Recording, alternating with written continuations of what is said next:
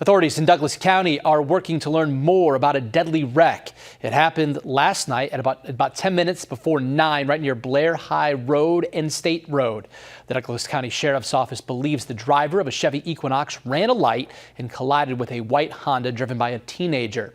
Investigators say the driver of the Equinox was also not wearing a seatbelt and later died. He has since been identified as 69-year-old Lowell Weiss of Randolph, Nebraska. The teenager involved suffered just minor injuries and we're told will make a full recovery.